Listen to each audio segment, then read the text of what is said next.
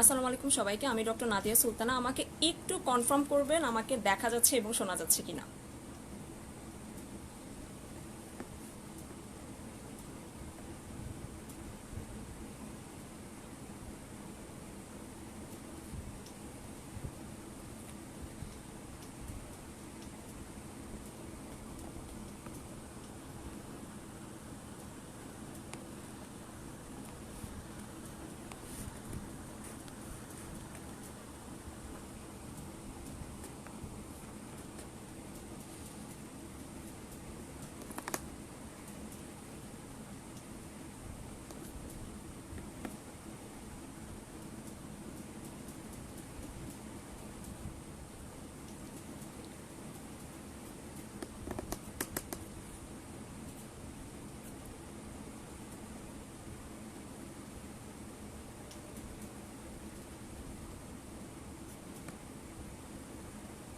আসসালামু আলাইকুম, আমি ডক্টর নাদিয়া সুলতানা। আসলে আমি একটু আগে লাইভটা শুরু করে ফেলেছি।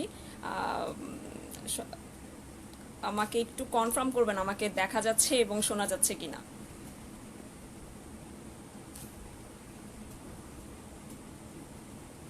আচ্ছা, আমাকে একটু কেউ কনফার্ম করবেন আমাকে দেখা যাচ্ছে এবং শোনা যাচ্ছে কিনা। ঠিক আছে।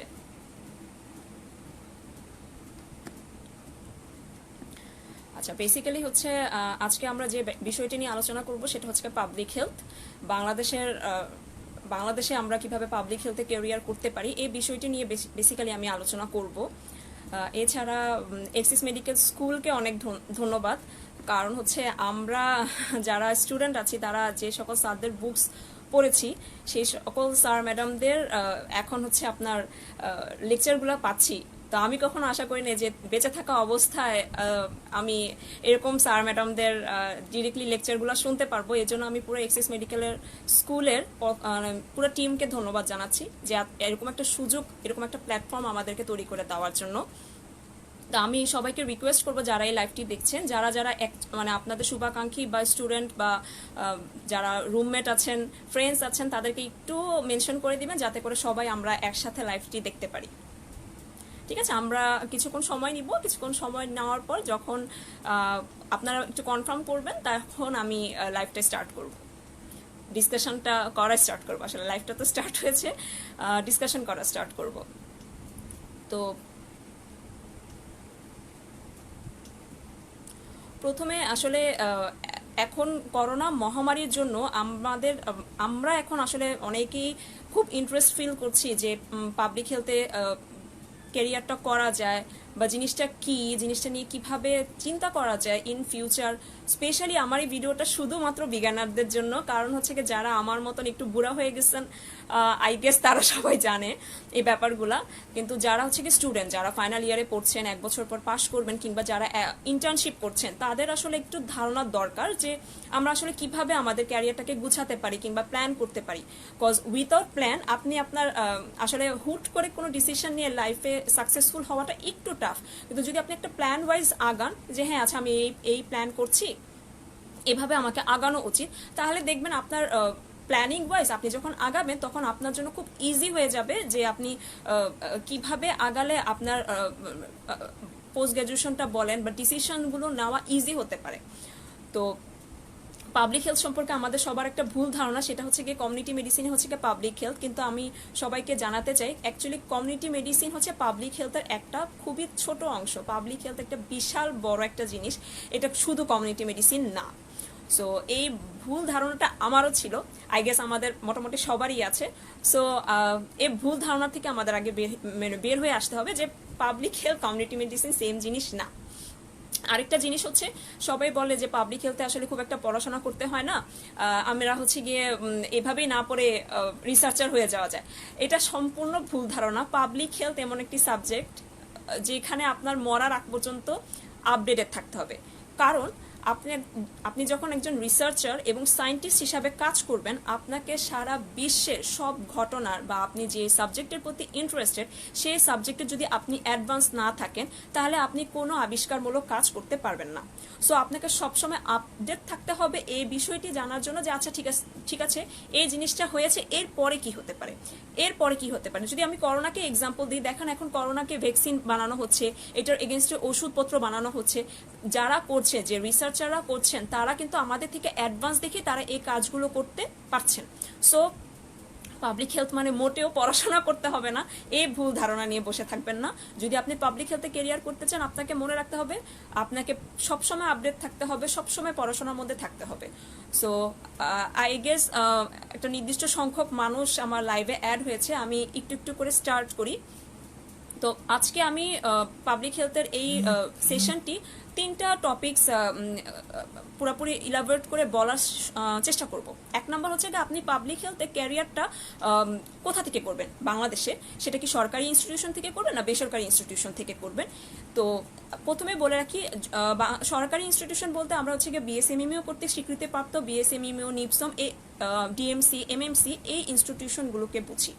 তো আপনি এই সরকারি ইনস্টিটিউশনগুলোতে যদি চান্স পেতে চান, তাহলে আপনাকে আমাদের যে ডিপ্লোমা পরীক্ষা হয় ওই দিন বিকালবেলা আমাদের এমপিএইচ এর পরীক্ষা হয়ে থাকে, অ্যাডমিশন টেস্টটি হয়।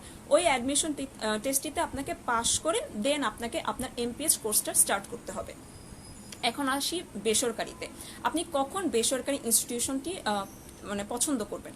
অনেকে থাকে যারা ইন্টার্নশিপের পরে ফ্যামিলি থেকে ফিনান্সিয়াল সাপোর্টটা পায় না, তাদেরকে জব করতে হয়, কিংবা ফিনান্সিয়াল সাপোর্টের দরকার নেই, তারা আসলে জব করে, তারা কোনো একটা জবের সাথে ইনক্লুড থাকার জন্য তারা ওভাবে ফুল টাইম সরকারি ইনস্টিটিউশনে পড়তে পারবে না। তারা চায় যে উইকেন্ডে আমি একটা ক্লাস করব, সেমিস্টার ওয়াইজ একটা আমার প্রতি উইকেন্ডে ক্লাস থাকবে, সেই ক্লাসটা করে আমি আমার এমপিএইচ কোর্সটা কমপ্লিট করব।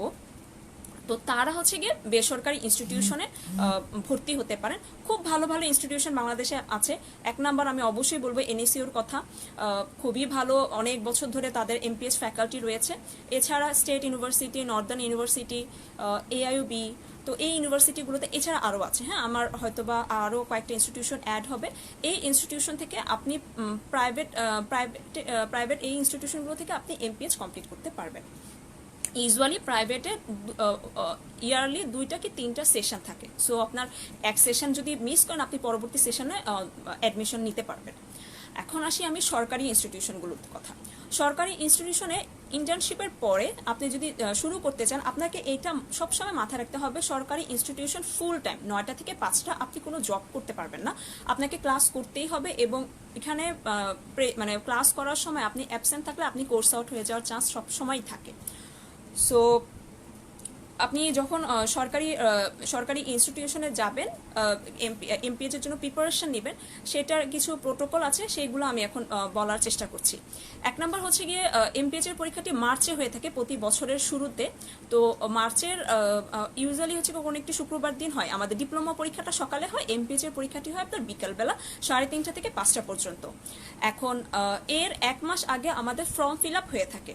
তো ফর্ম ফিল আপের সময় আমাদের একটা জিনিস মাথায় রাখতে হবে, সেটা হচ্ছে গিয়ে আমাদের ইন্টার্নশিপ। হ্যাঁ, ইন্টার্নশিপটা আমাদের সবসময় যাতে এবার যেরকম ছিল, আমার ইন্টার্নশিপ কমপ্লিট করেছি আমি মে মাসের 8 তারিখে 2019, ঠিক আছে। 19 মেতে আমার ইন্টার্নশিপ শেষ হয়েছে। আমি এইবার যে ফর্ম ফিল আপের ডেটটা ছিল, সে ডেটের মধ্যে লেখা ছিল যে জুনের 30 তারিখের আগে আপনার ইন্টার্নশিপটা কমপ্লিট যদি হয়ে থাকে, তাহলে আপনার 1 বছরের মানে গ্যাপটা কাউন্ট হবে। দ্যাটস ওয়াই আমি কিন্তু এবার পরীক্ষা দিতে পেরেছিলাম। আমার অনেক ফ্রেন্ডরা যাদের ইন্টার্নশিপ একটু পরে শুরু হয়েছিল, তারা পরীক্ষা দিতে পারেনি। সো এটা একটু মাথায় রাখবেন যে আপনার আসলে মানে 1 বছর ওই সময়টা হয়েছে কিনা, সেটা একটু মাথায় রাখতে হবে আপনাকে। এখন আপনি ফর্ম ফিল আপ করলেন, ফর্ম ফিল আপের সময় আপনার একটা জিনিস দেখবেন, সেটা হচ্ছে সাবজেক্ট চয়েস। অনেকে আসলে সাবজেক্ট নিয়ে অনেক ভীত থাকেন যে কোনটা নিব না, কিন্তু আমি বলবো আপনাকে আপনার যেটা ভালো লাগে। কারো রিপ্রোডাক্টিভ অ্যান্ড চাইল্ড হেলথ ভালো লাগতে পারে, কারো ইপিডেমিওলজি ভালো লাগে, কারো অকুপেশনাল অ্যান্ড এনভায়রনমেন্টাল হেলথ ভালো লাগে। আপনারা যেখানে যেটাতে ইন্টারেস্টেড, আপনারা সেই সাবজেক্টগুলো চুজ করবেন। এখানে কোনো ধরা বাধা নাই যে আপনি এটাতে কাজ করলেন, ওইটা কিছু করতে পারবেন না। ওই এই রিসার্চ এপিডেমিওলজিস্ট হলে আপনি রিপ্রোডাক্ট আরসিএইচ এ কাজ করতে পারবেন না, বা আরসিএইচ থেকে পাশ করলে আপনি ওইএইচ থেকে কোনো কিছু করতে পারবেন না। সো আপনি আপনার পছন্দ, আপনার যেটা ভালো লাগবে সেই সাবজেক্টটা চুজ করেই আপনি আপনার সাবজেক্ট চয়েসটা দিবেন। এখন একটা জিনিস হচ্ছে কিছু কিছু সাবজেক্টের একাধিক ইনস্টিটিউশনে ফ্যাকাল্টি আছে, সো আপনি ওই সময় মেনশন করে দিবেন আপনি কোন ইনস্টিটিউশনে এমপিএইচডি করতে চান, ঠিক আছে। এই গেল হচ্ছে আমাদের ফর্ম ফিল আপের কথা। ফর্ম ফিল আপে আর কিছু লাগে না। এরপর আসি হচ্ছে গিয়ে প্রিপারেশনের। আচ্ছা, আরেকটা জিনিস হচ্ছে পরীক্ষা দিনের কিছু কথা আমি বলতে চাই। সেটা হচ্ছে আমাদের ভেন্যু থাকে বিএসএমইউ, পরীক্ষাটি হয়ে থাকে 1.5 ঘন্টার, ঠিক আছে। সেটা হচ্ছে গিয়ে বিকালে 3:30 থেকে 5টা পর্যন্ত। কেউ যদি ডিপ্লোমা পরীক্ষা সকালে দিয়ে আপনি এমপিএস দিতে চান সে দিতে পারবেন, ঠিক আছে। এটাতে কোনো বাধা ধরা নেই যে আপনি পরীক্ষা দিতে পারবেন না, এরকম কোনো কিছুই আসলে নাই। এখন আসি আমরা পরীক্ষার প্রিপারেশন আসলে আমরা কিভাবে নিব। তো পরীক্ষার প্রিপারেশনের জন্য যেটা হচ্ছে সেটা আমাদের 100 মার্কসের কোয়েশ্চেন থাকে, এখানে নেগেটিভ মার্কিংস থাকে। হ্যাঁ, এটা একটু মাথায় রাখবেন, নেগেটিভ মার্কিংস করা হয়, নেগেটিভ মার্কিং করা হয়, সরি। তো আপনার হচ্ছে গিয়ে কমিউনিটি মেডিসিনে আপনার কমিউনিটি মেডিসিন প্লাস কিছু কিছু আরও কিছু টপিক্সে আপনার হচ্ছে গিয়ে 80 মার্কস, আর বাকি 20 মার্কস থাকে হচ্ছে গিয়ে ইংলিশের উপরে। তো এখন হচ্ছে গিয়ে আমরা প্রিপারেশন কিভাবে নিব, কি কি বই ফলো করব। হ্যাঁ, বই ফলো করার জন্য আপনাকে যেটা করতে হবে, আমি কি কি বুকস ফলো করেছি সেটা হচ্ছে গিয়ে 1 পার্ক, 2 নম্বর হচ্ছে গিয়ে ফ্রেনিক গাইড বইটি আমি ফলো করেছি, 3 হচ্ছে গিয়ে একটা কোয়েশ্চেন ব্যাংক ফলো করবেন, ঠিক আছে। বাজারে মনে হয় আরও কিছু গাইড বই আছে, আমি আমার এক সিনিয়র আপুর গাইড বইটি ফলো করেছিলাম, ঠিক আছে। তো গাইড বই ফ্রেনিকের একটা খুব ভালো পজিটিভ জিনিস হচ্ছে প্রতিটি টপিক্সের উপরে প্রিভিয়াস কোয়েশ্চেনগুলো লেখা থাকে। সো আপনি যখন ওই টপিক্সটা পরে ওই কোয়েশ্চেনগুলো রিলেটেড কোয়েশ্চেনগুলো রিভিশন দিবেন, তখন আপনার কাছে মনে হবে আছে এই টপিক্সটা থেকে এই ধরনের প্রশ্ন আসে। তো আপনার জন্য বোঝা এবং জিনিসটা বোঝা আপনার জন্য খুব ইজি হয়ে যাবে। এরপরে আসি যে আমরা ফ্রেনিক গাইড বইটি পড়ার পরে কোয়েশ্চেন ব্যাংক। হ্যাঁ, আমি কোয়েশ্চেন ব্যাংকটা আগেই কিনবেন। আমি যেটা ফলো করতাম সেটা হচ্ছে নেক্সাস এমপিএইচ কোয়েশ্চেন ব্যাংক। এই কোয়েশ্চেন ব্যাংকটিতে আমি ফেব্রুয়ারি মাসের দিকে কিনেছিলাম, 1 মাসের মতন পড়েছিলাম, এবং প্রতি রাতে আমি একবার করে রিভিশন দিতাম। অনেক সময় লাগতো, প্রথম দিকে 5-6 ঘন্টা লাগতো একটা বই ওই কোয়েশ্চেন ব্যাংকটা পুরাটা রিভিশন দিতে। পরে আস্তে আস্তে লাস্টের দিকে আমি 2 ঘন্টাতে পুরো কোয়েশ্চেন ব্যাংকটা আমি রিভিশন দিতে পারতাম লাস্ট উইকে। তো কোয়েশ্চেন ব্যাংকটা মানে ফলো করতে বলছি এই কারণে, কারণ আমাদের আমার সময় 35-40% কোয়েশ্চেন কিন্তু রিপিট এসেছে, ঠিক আছে, এবং প্রতি বছরই কম বেশি কোয়েশ্চেন রিপিট হয়। সো আপনি যদি কোয়েশ্চেন ব্যাংকের যে প্রিভিয়াস ইয়ারের যে কোয়েশ্চেনগুলো এগুলো যদি ভুল না করেন, তাহলে দেখেন আপনার একটা বড় মার্কস কিন্তু এখান থেকে চলে আসছে। আচ্ছা, এরপর আসি হচ্ছে গিয়ে কি কি টপিকস আমাদের ফ্রেনিক বুকসে আমরা খুব মানে মনোযোগ সহকারে পড়বো। প্রথমটাই হচ্ছে কি এপিডেমিওলজি। এখানে যে মেথডগুলো আছে, স্টাডিগুলো আছে, স্টাডিগুলোর ভিতরে অ্যাডভান্টেজ আছে, ডিসঅ্যাডভান্টেজ আছে, এই জিনিসগুলো একদম ক্লিয়ার কাট কনসেপ্ট আপনার থাকতে হবে, এগুলো ভুল করা যাবে না, ঠিক আছে। এরপরে আসি family planning, immunity, EPI schedule, most important থাকবেই কোয়েশ্চেন, ঠিক আছে। ম্যাটার্নাল অ্যান্ড চাইল্ড হেলথ, এবং মাস্ট পড়বেন যে সাবজেক্টটা সেটা হচ্ছে বায়োস্ট্যাটিস্টিক্স। আমরা এমবিবিএস এ কেন জানি বায়োস্ট্যাটিক্সের প্রতি আমাদের একটা বিশাল বড় অনীহা ছিল, আমরা এত পড়তে চাইতাম না, কিন্তু বায়োস্ট্যাটিস্টিক্স মাস্ট ইম্পর্টেন্ট। প্রতি বছর 5-6টা কোয়েশ্চেন বায়োস্ট্যাটিস্টিক্স থেকে আসে। এরপরে আসি হচ্ছে কি নিউট্রিশন, এবং হচ্ছে কি এনজিওগুলো বা ইন্টারন্যাশনাল অর্গানাইজেশনগুলো মাস্ট আপনারা ওগুলো পড়বেন, এখান থেকে প্রতি বছর কোয়েশ্চেন আসে। আরেকটা জিনিস হচ্ছে কি সমসাময়িক অকারেন্সগুলো, যেমন আমাদের সময় যেহেতু ডিসেম্বর মাসে উহান শহরে করোনা প্রথমে পাওয়া যায়, এর রিলেটেড কোয়েশ্চেন কিন্তু আমাদের ছিল 4টা কোয়েশ্চেন ছিল, 3টা কি 4টা কোয়েশ্চেন ছিল করোনা থেকে, ঠিক আছে। সো আপনাকে আপ টু ডেট ইনফরমেশনগুলো গ্যাদার মানে আপনার মনে রাখতে হবে যে হ্যাঁ আমার এই টপিকসগুলো থেকে কোয়েশ্চেন আসতে পারে। আচ্ছা, এখন কিছু কিছু প্রশ্ন থাকে, সেগুলোতে 3 থেকে 6টা করে পয়েন্ট থাকে, ঠিক আছে। যেমন ধরেন levels of prevention, type of mode of intervention, procedures of descriptive study, component of PQLI, health policy indications. এই ধরনের প্রশ্নগুলো একটি খাতায় খুব সুন্দর করে লিখে রাখবেন এবং এটা বারবার রিভিশন দিবেন। এখন আমি প্রথমে বলেছিলাম পার্ক বুকের কথা, ঠিক আছে। পার্কস আসলে বিশাল বড় একটা বই, আমরা এমবিবিএস এর সময় এটা পড়ে শেষ করতে পারি নাই। তো এখন আমরা এটা কিভাবে পড়তে পারি, হ্যাঁ, যখন কোনো একটা টপিকস পড়বো, ধরেন আমি এপিডেমিওলজি পড়ছি বা কমিউনিকেবল ডিজিজ, আচ্ছা সরি আমি একটা টপিকস মিস করেছি, সেটা হচ্ছে কমিউনিকেবল ডিজিজ, মাস্ট পড়বেন, খুবই ইম্পর্টেন্ট। যদি আপনি বই ধরেন কমিউনিকেবল ডিজিজে বিশাল বড় চ্যাপ্টার, যেখান থেকে বারবার কোয়েশ্চেন আসে। আচ্ছা, এখন কমিউনিটি মেডিসিনের যে টপিকসটা আছে সেটা যদি আমি পার্ক থেকে খুলি, এটার কিছু কিছু চার্ট আছে, কিছু কিছু ছক আছে, এই ছকগুলো চার্টগুলো আপনি হচ্ছেন কি বারবার খাতার মধ্যে লিখে লিখে পড়বেন। এছাড়া আরও কিছু চার্ট আছে যেগুলো পার্ট থেকে আপনারা ফলো করবেন, সেগুলো হচ্ছে water borne disease, water related disease, vector borne disease etcetera. আচ্ছা, এখন হচ্ছে গিয়ে আমি একটা জিনিস একটু অ্যাড করতে চাই, গাইডের কিছু কিছু সময় না কোয়েশ্চেন অ্যান্সার ভুল থাকে। তো সেক্ষেত্রে আপনারা কি করতে পারেন, আপনারা করবেন কি, পরীক্ষার আগে কিছু কিছু গ্রুপ হয়, ওই গ্রুপগুলোতে অ্যাড হয়ে বাকিদের কাছে হেল্প চাবেন। আপনাকে কেউ না কেউ ওইখানে, ইউজুয়ালি অ্যাডমিনরা না সিনিয়র ভাই ভাই বা আপুরা থাকে, তারা না আপনাকে হেল্প করবে যে কোয়েশ্চেন অ্যান্সারটা কোনটা কারেক্ট আর কোনটা ভুল। এটা হচ্ছে গিয়ে আমার সাজেশন থাকবে, বিকজ আমি একটা গ্রুপ ফলো করতাম এবং ওইখানে আমি অনেক হেল্প পেয়েছি। হ্যাঁ, আচ্ছা, এখন লাস্টে আমি একটা বই অ্যাড করতে চাই যেটা আমি পরে অনেক হেল্প পেয়েছি। সেটা হচ্ছে কি এপিডেমিওলজি লিওন গর্ডিস। হ্যাঁ, লিওন গর্ডিসের বইটা আপনার হচ্ছে গিয়ে বেসিক এপিডেমিওলজির জন্য। এটা আমি আমার নিজের ইন্টারেস্টে পড়েছি। সত্যি কথা বলতে এইবারের কোয়েশ্চেনের আমি ওই বই থেকে কয়েকটা কোয়েশ্চেন আনসার কমন পেয়েছি, ঠিক আছে? সেটা অ্যামাউন্টটা অনেক বেশি না, কিন্তু যদি আপনার বেসিক ক্লিয়ার থাকে, আপনি একটা জিনিস যদি মনোযোগ দিয়ে পড়েন, আপনি অবশ্যই ওই রিলেটেড কোনো কোয়েশ্চেন আসলে ওইটা আপনারা খুব ভালোভাবে পারবেন। তো কারো যদি লিওন গর্ডিসের পিডিএফ লাগে আমাকে নক করতে পারবেন, আমি আপনাকে পিডিএফটা দিতে পারবো, ঠিক আছে? যদি কারো ইন্টারেস্টেড থাকে এপিডেমিওলজির জন্য বা আপনার প্রিপারেশনের জন্য, আপনারা পড়তে পারবেন। হ্যাঁ, এছাড়া public health related news, health information, recent issue, emerging and re emerging disease, national international eye catching latest নিউজগুলো জেনে রাখবেন। আমাদের কোয়েশ্চেন লাস্ট 4 ইয়ার্স ধরে কিন্তু এই টাইপের কিছু কোয়েশ্চেন ছিল। হ্যাঁ, তো এগুলো একটু পড়বেন। এই গেল আমাদের মোটামুটি 80 মার্কস। এর মধ্যে আরও অনেক কিছু প্যাথোলজি থেকে কিছু কোয়েশ্চেন থাকে, অনেক সময় মাইক্রোবায়োলজি থেকেও থাকে। এগুলো খুব রেয়ার। এগুলোর জন্য আসলে অনেক প্রিপারেশন আমি নিতে পারিনি, আমি আসলে সময় পাইনি। আমি 3 মাসের মতন সময় পেয়েছিলাম পরীক্ষা নেওয়ার জন্য। আপনারা চাইলে 6 মাস থেকে শুরু করতে পারেন, আস্তে ধীরে পড়াটা শুরু করলেন এবং 3 মাস, মিনিমাম 3 মাস লাগবে। হ্যাঁ, আমি যদি একটু টাইম শিডিউল বলি, যে 1.5 মাস হচ্ছে গিয়ে আপনি পড়াশোনাটা করবেন এভাবে যে একবার আপনি পড়ে ফেলবেন 1.5 মাসে পুরোটা ভালোভাবে।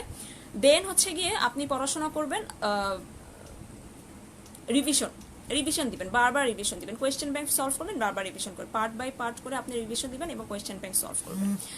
এখন আসি ইংলিশের কথা। ইংলিশের যে 20 মার্কস, সেটাতে কি করবেন? ইংলিশে আসলে বেসিক আমরা এত বছর ধরে ইংলিশে যা পড়ে এসেছি সেটাই আসলে ওইটাই একটু করতে হবে, ঝালাই করে নিতে হবে। কারণ হচ্ছে কি ইংলিশের কোয়েশ্চেন খুব একটা রিপিট আসে না। আমি শুধু সিনোনিমস আর অ্যান্টোনিমস পড়েছিলাম, আমি আর কিছু পড়ি নাই। আর হচ্ছে আমি হচ্ছে গিয়ে এটা শুনবেন না, আমি 7 মিনিটে 12টা কোয়েশ্চেন আনসার পড়ে দাগাতে পেরেছিলাম। বাকিগুলো আমি আন্দাজেই দাগিয়ে দিয়ে এসেছিলাম, ফলস দিয়েছিলাম বেশি। তো জানি না এটা আপনাদের ক্ষেত্রে প্রযোজ্য হবে কি হবে না, কিন্তু আমি দিয়েছিলাম। কারণ হচ্ছে আমার সময় ছিল না। হ্যাঁ, আমরা মনে করি যে আসলে 1.5 ঘন্টা 100 মার্কের কোয়েশ্চেন অ্যান্সার ইজিলি অ্যান্সার করতে পারবো, কিন্তু আসলে ভুল হয় না, পুরোটা কভার করা যায় না। একটু আপনার কি বলে, টাইমের সাথে খুবই ফাস্ট দৌড়াতে হয় অ্যান্সারগুলো দাগানোর জন্য, যেহেতু হচ্ছে প্রতিটা কোয়েশ্চেনের সাথে 5টা করে ট্রু অ্যান্ড ফলস। হ্যাঁ, আরেকটা জিনিস হচ্ছে কোয়েশ্চেন অ্যান্সারগুলো আপনারা পেন্সিল দিয়ে ভরাট করবেন। হ্যাঁ, এইটা হচ্ছে কি আপনার কোয়েশ্চেন পেপারের উপরেও লেখা থাকে যে পেন্সিল ইউজ করতে হবে। আচ্ছা, এখন আমি মোটামুটি আমার প্রিপারেশন রিলেটেড কথাবার্তা শেষ। আরেকটা জিনিস হচ্ছে কি অনেকে কোয়েশ্চেন করে থাকেন আমাকে ব্র্যাক নিয়ে। হ্যাঁ, ব্র্যাকে কিন্তু আপনার 1 বছরের কোর্স এবং ওদের কিন্তু ফুল টাইম। হ্যাঁ, 9টা থেকে 5টা, আপনি কিন্তু জব করতে পারবেন না ব্র্যাকে। আরেকটা হচ্ছে কি ব্র্যাকের প্রিপারেশনটা একটু অন্যরকম। 1 নম্বর হচ্ছে কি ওদের একটা রিটেন পরীক্ষা থাকে, 2 হচ্ছে গিয়ে আপনার ওদের একটা প্যানেল ডিসকাশন থাকে, 3 হচ্ছে ওদের একটা সিঙ্গেল বেস ভাইভা থাকে।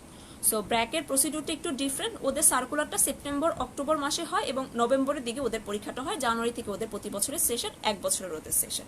হ্যাঁ, এখন আমি যে 2 নম্বর টপিকসটা নিয়ে আলোচনা করতে চাই, একজন ভাই একটু আগে কমেন্টও করেছেন, বাংলাদেশে পাবলিক হেলথে জব অপরচুনিটি কেমন। আচ্ছা, প্রথমেই বলি যে বাংলাদেশে পাবলিক হেলথের পরে আপনি যদি জব অপরচুনিটি নিয়ে চিন্তা করেন, তাহলে আপনাকে 3টা সেক্টর নিয়ে চিন্তা করতে হবে। একটা হচ্ছে কি টিচিং, একটা হচ্ছে কি প্রোগ্রাম বেসড ওয়ার্ক, আর একটা হচ্ছে কি রিসার্চ। হ্যাঁ, তো টিচিংটা বাংলাদেশের ক্ষেত্রে এমবিবিএস এর পর এমপিএইচ শুধুমাত্র বিএমডিসি স্বীকৃতিপ্রাপ্ত ইনস্টিটিউশন থেকে পাবলিক হেলথে যদি আপনি মাস্টার্স করেন, তবেই আপনি কমিউনিটি মেডিসিনের টিচার হতে পারবেন। প্রাইভেট কোনো ইনস্টিটিউশন এবং আপনি দেশের বাইরে থেকেও যদি পাবলিক হেলথে করে আসেন, তাহলে আপনি মেডিকেল কলেজে টিচিং করতে পারবেন না, আনটিল অর আনলেস আপনার যদি পিএইচডি না থাকে। ঠিক আছে, সো বাংলাদেশে বিএমডিসি স্বীকৃতিপ্রাপ্ত এমপিএইচ থাকা জরুরি টিচার হওয়ার জন্য। এরপরে আসা যাক যে প্রোগ্রাম বেসড কাজ, বাংলাদেশে WHO, UNICEF, UNGP, BRAC, Save the Children CARE এই ধরনের অর্গানাইজেশনগুলো থেকে অনেক প্রোগ্রাম বেসড কাজ হয়, যারা ম্যাক্সিমাম ওদের চাহিদা থাকে পাবলিক হেলথ থেকে যারা পোস্ট গ্র্যাজুয়েশন করা তাদেরকে তারা নিতে চায়। আরেকটা জিনিস হচ্ছে research based work. Research Bangladesh institution একটু কম, আইসিডিডিআরবি, জেপিজি আর আইডিসের আছে, আরও কিছু আপনার প্রাইভেট ইনস্টিটিউশন এখন আছে যারা রিসার্চ বেসড কাজ করছে, আপনারা সেগুলোতে অ্যাপ্লাই করতে পারবেন। আচ্ছা, এখন অনেকেই আমাকে প্রশ্ন করে থাকে যে আপু অনেক জায়গায় সিভি ড্রপ করছি কিন্তু আমাকে অ্যালাউ করছে না। হ্যাঁ, তো আপনাকে আমি একটা টিপস দিতে চাই, যেটা আমি জব পাওয়ার পরে আমি এই টিপসটা পেয়েছিলাম আমার এক সিনিয়র কলিগের কাছ থেকে।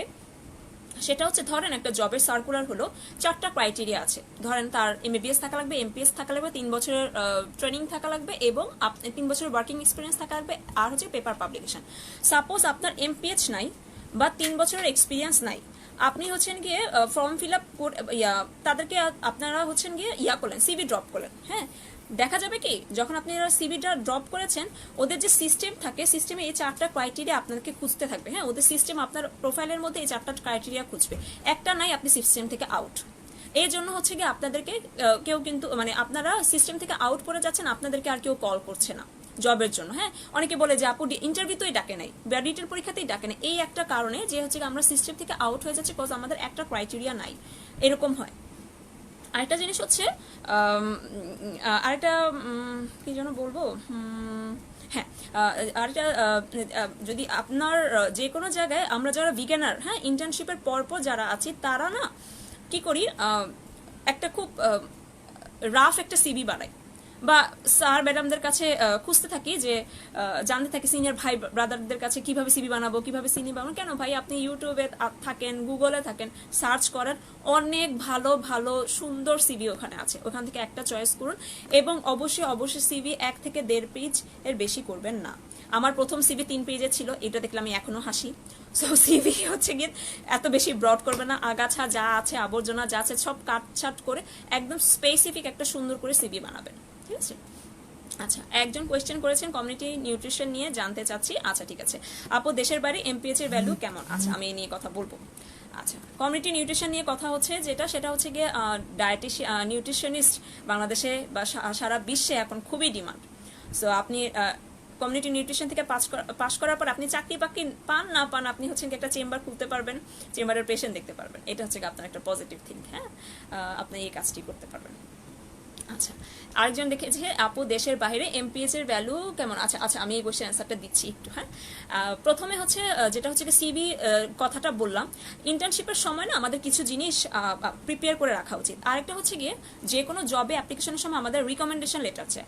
আমরা যখন ইন্টার্নশিপ করতে থাকি তখন যদি আমার কোনো পছন্দের কোনো প্রফেসর থাকেন, আপনারা তার কাছ থেকে একটা রিকমেন্ডেশন লেটার লিখে রাখবেন, অর আপনার প্রিন্সিপালের স্যার কাছ থেকে একটা রিকমেন্ডেশন লেটার রাখবেন, মাস্ট, এটা লাগে। হ্যাঁ, জব সেক্টরে সব জায়গায় লাগে এই দুটো জিনিস, সিভি এবং রিকমেন্ডেশন লেটারটা কিন্তু সব ইনস্টিটিউশনে কম বেশি চাই। সো এটাকে একটু পারফেক্টলি করার ট্রাই করবেন।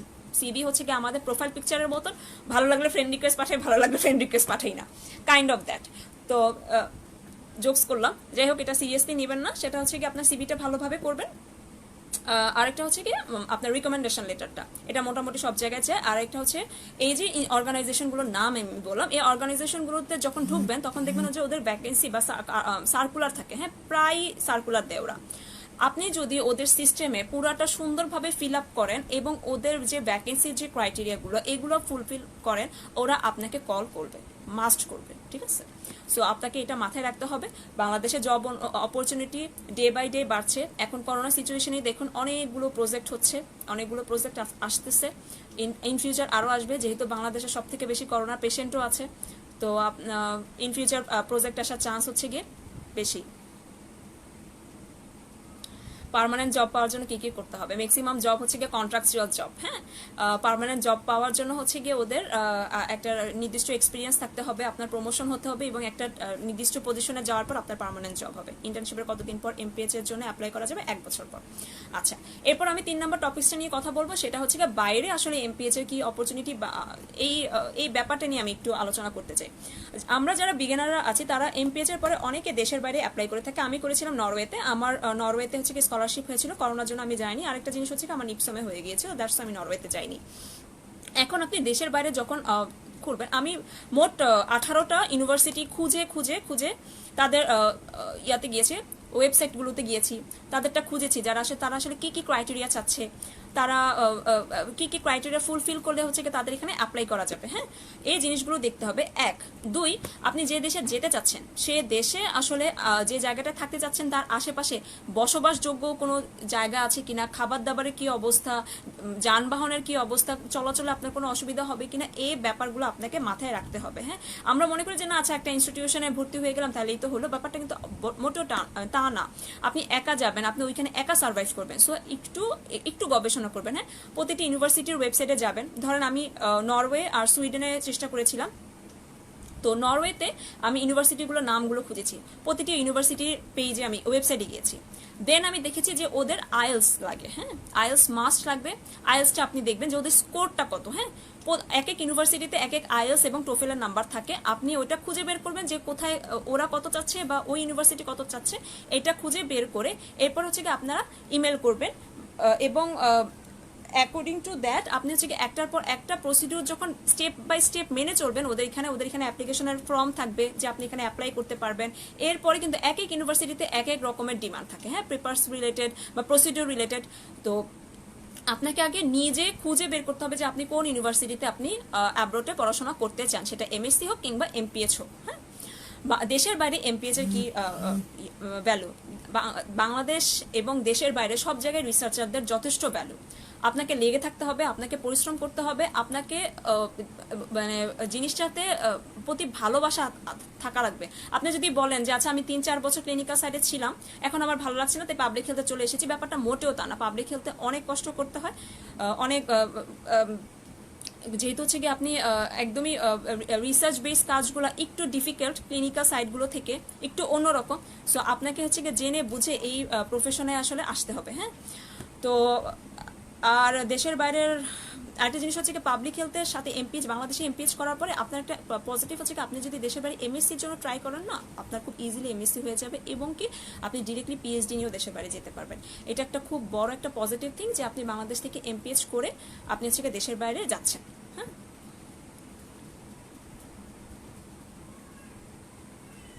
আচ্ছা, এমপিএইচ এর পরে যে ওরা 1 বছর এক্সপিরিয়েন্স ওটা থাকা লাগবে, মানে এক্সপিরিয়েন্স থাকা ভালো, কিন্তু হচ্ছে আপনার ওইখানে কোনো ফর্মের মধ্যে কোথাও এক্সপিরিয়েন্সের কথা লেখা থাকে না। 1 বছর ইন্টার্নশিপের পরে আপনি অ্যাপ্লাই করেছেন কিনা সেটা আপনাকে দেখবে।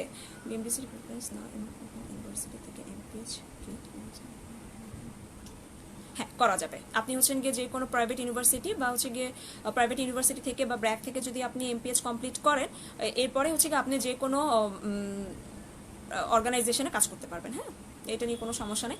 আপনাদের আর কারো কোনো কোয়েশ্চেন থাকলে, আচ্ছা একজন আমাকে পোস্টের মধ্যে কমেন্ট করেছিলেন, সে যে হচ্ছে কি এপিডেমিওলজি এবং বায়োস্ট্যাটিস্টিক্স নিয়ে কথা বলার জন্য। এপিডেমিওলজি এবং বায়োস্ট্যাটিস্টিক্স নিয়ে ডিটেলসে আসলে কথা বলার জন্য একটা ক্লাস লাগবে, বিশাল বড় জিনিস, হ্যাঁ। আরেকটা জিনিস হচ্ছে আমাদের এক্সিস মেডিকেল স্কুলে একজন মডারেটর যিনি হচ্ছেন কি আমাদের শাওন ভাইয়া, উনি এপিডেমিওলজিস্ট এবং আপনারা জানেন কিনা যে উনি অক্সফোর্ড থেকে পিএইচডি করা। আমি ওনার অনেক বড় ফ্যান এবং আমি ওনাকে ফলো করি। তো আমি নিজেও এক্সিস মেডিকেল স্কুলকে বলবো স্যারের একটা ক্লাস আমার জন্য হলেও ম্যানেজ করে দিতে। আচ্ছা,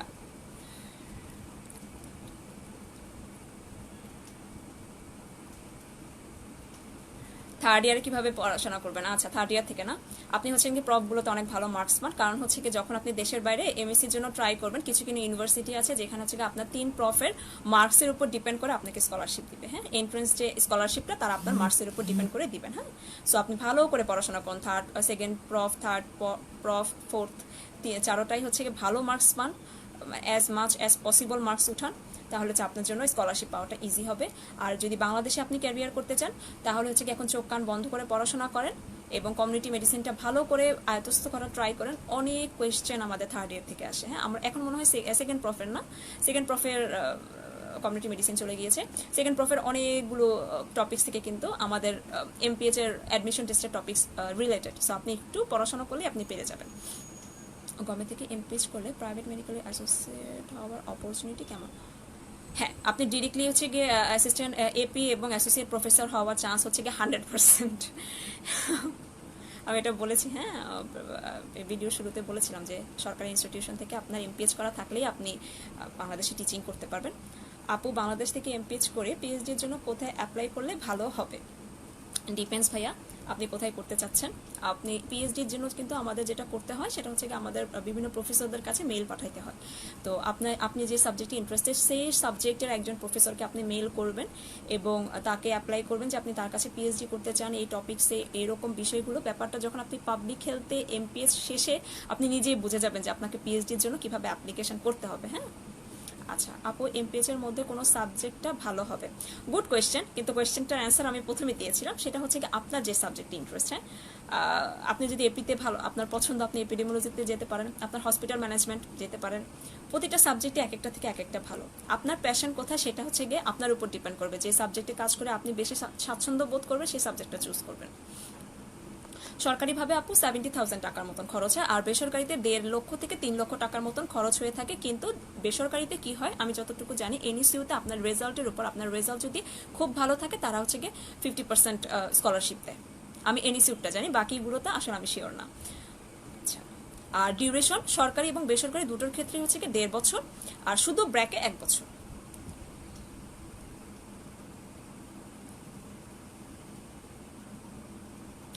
আগে আচ্ছা, আমার বস সেটা হচ্ছে গিয়ে আশিকুর রহমান মল্লিক স্যার। স্যার হচ্ছেন গিয়ে আমাকে জিজ্ঞেস, বিশাল বড় কোয়েশ্চেন করেছেন। এই অ্যান্সার স্যারকে আমি বলবো আরেকটা লাইভে এসে দিতে। হ্যাঁ, আচ্ছা আপু, বাংলাদেশ থেকে এমপিএইচ করে আগে মিডল ইস্টে জব অপরচুনিটি কি আছে? মিডল ইস্টে আমি আসলে ভাইয়া এটা শিওর না। হ্যাঁ, মিডল ইস্টের কথাটা জানি না।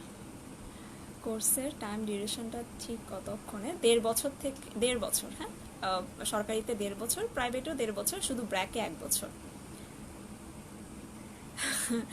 ভয় লাগলে হবে না, যদি খুব বেশি পছন্দ করেন তাহলে এখানে আসেন, খুব ভালো মানে খুব আনন্দ পাবেন। যাদের সায়েন্টিস্ট হওয়ার ইচ্ছা তারা আসলেও খুব এনজয় করতে পারবেন আপনার লাইফটাকে। আই গেস আমি অনেক happy in my life. Clinical research ফিল্ডে যাওয়ার জন্য কী ধরনের পরবর্তী কীরকম সুযোগ থাকবে?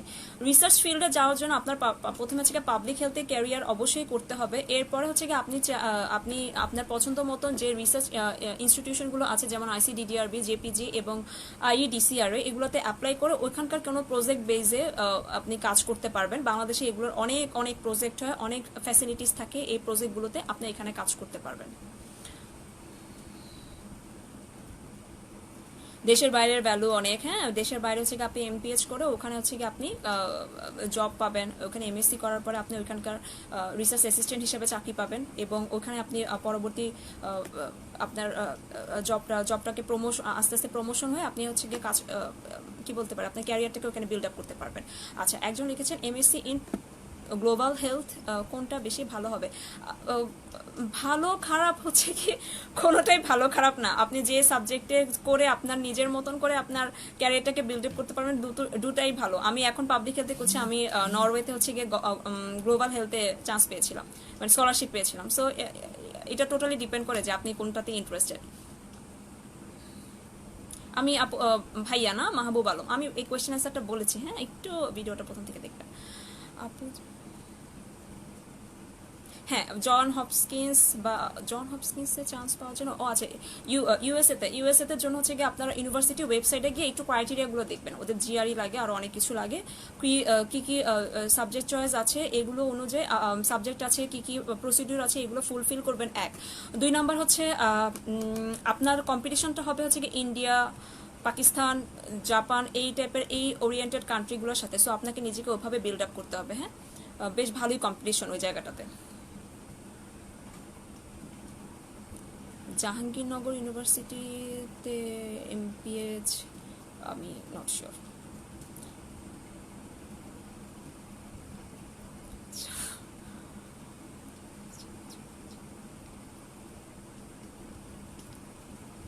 আচ্ছা, আপনাদের একজনের কোয়েশ্চেন ছিল মিডল ইস্ট সম্পর্কে, যেটার অ্যান্সার আমাদের স্যার দিয়েছেন, সেটা হচ্ছে মল্লিক স্যার দিয়েছেন। সেটা হচ্ছে মিডল ইস্টের কিছু বাছাই করা দেশ আছে যেখানে পাবলিক হেলথের ফ্যাকাল্টিতে আপনাদের স্কোপ আছে, কিন্তু সিটটা খুব লিমিটেড।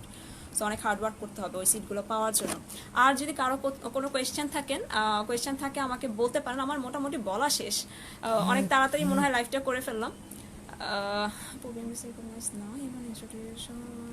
আচ্ছা, আমি এই অ্যান্সারটা বলেছি।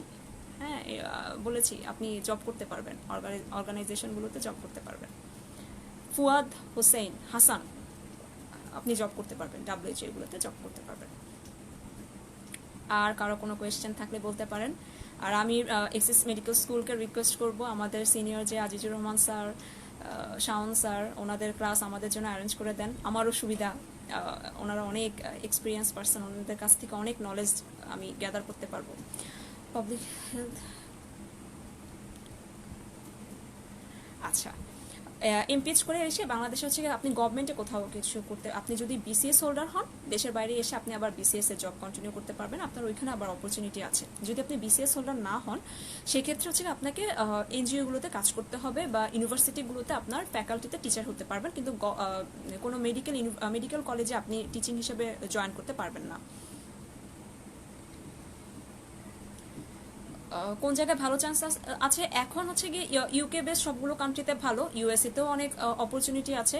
আপনারা দুই জায়গাতেই ইউনিভার্সিটিগুলো একটু খুঁজে আপনার পছন্দ মতন, যেখানে আপনি স্কলারশিপের চান্সটা বেশি, যেখানে হচ্ছে গিয়ে আপনি অ্যাপ্লাই করলে সুবিধা।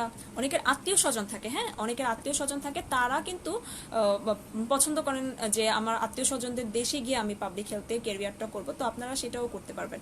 যে আপনাকে যে কাজটি করতে হবে, ধৈর্য ধরে বসে ইউনিভার্সিটিগুলোর আপনি খুঁজবেন কোন কোন ইউনিভার্সিটিগুলোতে আপনি অ্যাপ্লাই করতে চান, খুঁজে খুঁজে আপনি হচ্ছেন সেই অনুযায়ী আপনার অ্যাপ্লিকেশনগুলো করতে হবে।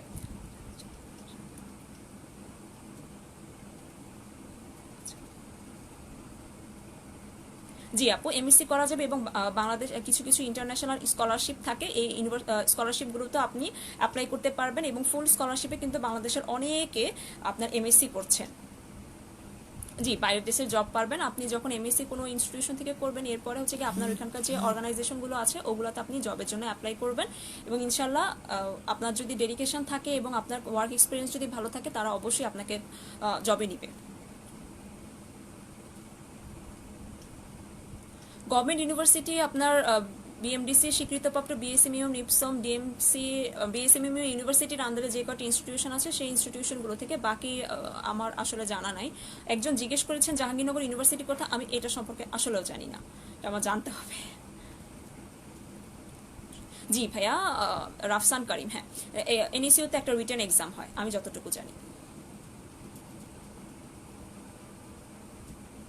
আচ্ছা, আমাদের স্যার আবারও অ্যান্সার করেছেন আপনাদের কোয়েশ্চেনে, সেটা হচ্ছে জাহাঙ্গীরনগর পাবলিক হেলথ ফ্যাকাল্টি আছে, বিএসসি, এমএসসি, এমফিল এবং পিএইচডি করা যায়। তো যাদের জাহাঙ্গীরনগরের ইন্টারেস্ট তারা হচ্ছে গিয়ে করতে পারবেন। এটা সম্পর্কে আমার ধারণা ছিল না, আমার স্যার আমাকে বলে দিয়েছেন।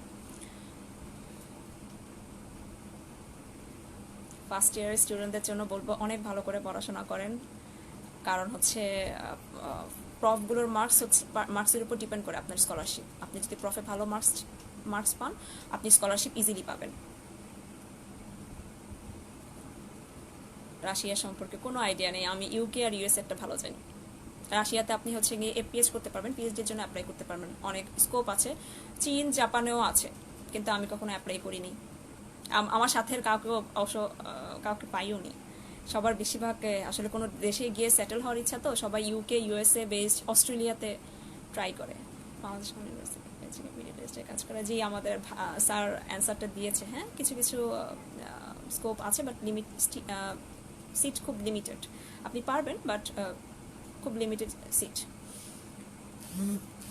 অনলি এমপিএইচ করে কি রিসার্চ করতে পারবো? ইয়েস, আপনি করতে পারবেন। আমাদের বাংলাদেশে যে ইনস্টিটিউশনগুলো রয়েছে, বড় বড় অর্গানাইজেশনগুলো রয়েছে, সেখানে আপনি রিসার্চ করতে পারবেন, ঠিক আছে। কজ হচ্ছে আপনি এমপিএইচ এর পরে ওইখানে যে জায়গাগুলো আছে আপনি রিসার্চার হিসাবে ওইখানে কাজ করবেন, সো আপনি বেশ ভালো ওইখানে কাজ করতে পারবেন। পারভেজ হাসান, 9টা 9:30 এই সেশন শুরু হয়েছে, শুরু থেকে দেখবেন, প্রিপারেশন কিভাবে নেবেন সব অ্যান্সার পেয়ে যাবেন।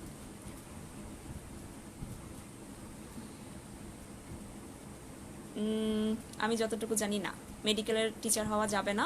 গভর্নমেন্ট গভর্নমেন্ট থেকে আপনার এমপিএইচ করাটা তখন জরুরি। যদি প্রাইভেট থেকে, আমি যতটুকু জানি প্রাইভেট থেকে করে পিএইচডি থাকলে হয়তো বা করতে পারবেন, বাট এটা আমি এখনো জানি না। আমি যেহেতু এই সম্পর্কে একটু আইডিয়া কম।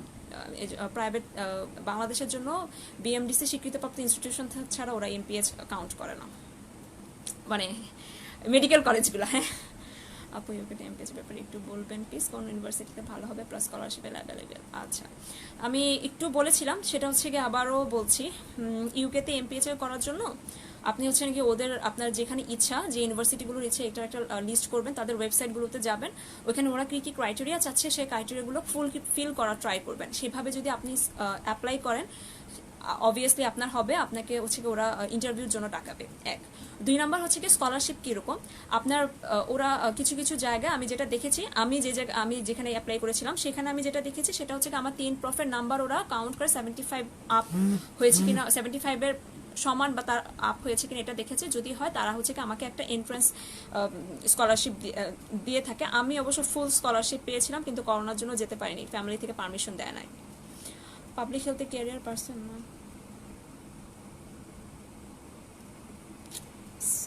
আচ্ছা, একটা জিনিস কি আপনারা জানবেন, আমাদের অনেক বড় বড় স্যারদের কিন্তু এমএসসি, মানে এমএস করার পর, এমডি করার পরে তারা পাবলিক হেলথে একটা মাস্টার্স থাকে। কারণ হচ্ছে গিয়ে তারা কিন্তু রিসার্চ বেস কাজ করেন। তারা যে রোগীগুলো আসে, এই রোগীগুলো সব ডাটা ওরা কালেক্ট করে রাখে, এগুলো অ্যানালাইসিস করার জন্য, এটা কিভাবে হচ্ছে কি এটা এই রিসার্চটাকে স্টাবলিশ করার জন্য নিজের পছন্দ মতন তারা কিন্তু এমপিএইচ করেন।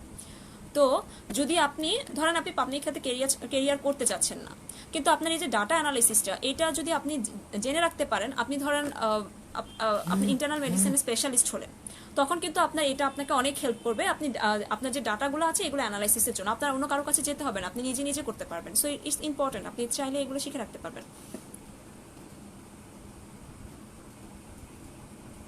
যে সকল দেশে এমপিএইচ আসলে এটা বলা মুশকিল, অনেকে রাশিয়া পছন্দ করে, অনেকে অস্ট্রেলিয়া, অনেকে জাপান, অনেকে UK, USA, depends on you আপনি কোন দেশে যেতে চান। অনেকে কানাডাও পছন্দ করে, কেন ভুলে যাচ্ছি, কানাডা তো এখন সবার টপ লিস্টেড একটা কান্ট্রি যেখানে সবাই যেতে চায়। আমি আইসিডি ডার্বিতে ট্রেনি হিসেবে ছিলাম। কম পরে, আর আমার এখন ক্লাস শুরু হয়ে যাবে, এই জন্য এখন আর কোনো জব করছি না। আপু, কম পরে কোনো ডিগ্রি নেওয়া কম পড়ে মেডিকেলে কম পড়ার কোনো অপশন নাই। আচ্ছা, অস্ট্রেলিয়াতে অপশন খুব ভালো, হ্যাঁ, কিন্তু হচ্ছে কম্পিটিশনটা খুব বেড়ে গিয়েছে অস্ট্রেলিয়াতে। একটা টাইমে একদম ফুল স্কলারশিপ পাওয়া যেত অস্ট্রেলিয়াতে, তো এখন হচ্ছে কি আপনার ফুল স্কলারশিপটা পাওয়া যায় না, আপনার রেজাল্ট বেসড একটা এন্ট্রান্সের একটা স্কলারশিপ পাওয়া যায়, এটা 20-25%, নট মোর দ্যান দ্যাট। হ্যাঁ, মোটামুটি আমার একটা ফ্রেন্ড অস্ট্রেলিয়াতে পড়াশোনা করে এখন, ওর হচ্ছে 75 আপ নাম্বার ছিল, এবং ও 40 লাখস পুরো এমপিএইচ এর খরচটা ছিল, ও 32 লাখসে করছে এখন করছে। আমি যতটুকু জানি এখন ও করছে।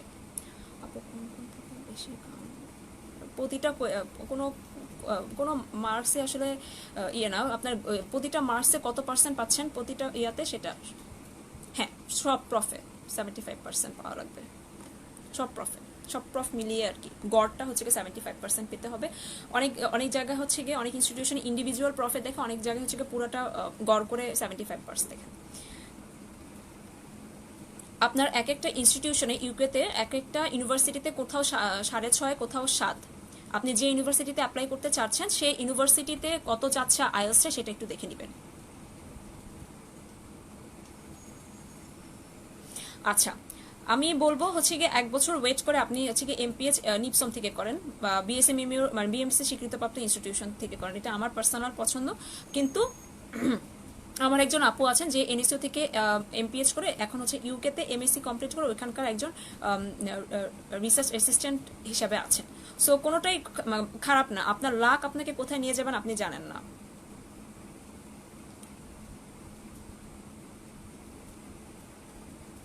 জি, না শুধু অনলি পাবলিক হেলথ দিয়ে আমি এখন পর্যন্ত জানি করা যায় না। ওই দেশে গিয়ে আপনি যে দেশে যেতে চাচ্ছেন সেখানে এমএসসি বা পিএইচডি আপনার করতে হবে। হ্যাঁ, ওটা আপনার জন্য একটা স্মুথ একটা ট্র্যাক তৈরি করে দিবে।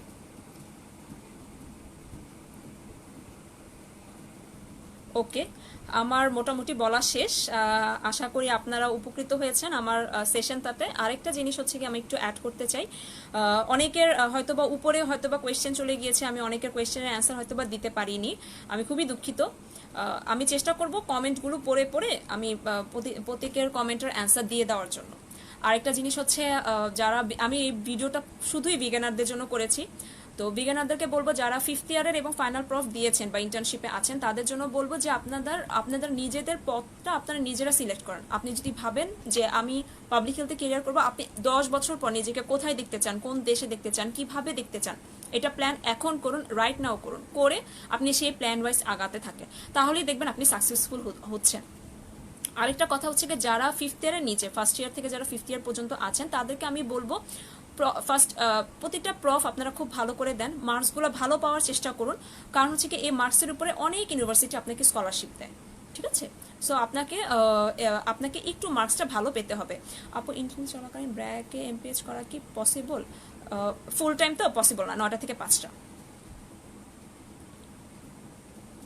হ্যাঁ, আরেকবার বিশাল বড়, হ্যাঁ এমবিএর প্রিপারেশনের টপিকসটা খুব বিশাল বড়, আপনারা হচ্ছেন কি একটু লাইভটা শুরু থেকে দেখে নেবেন।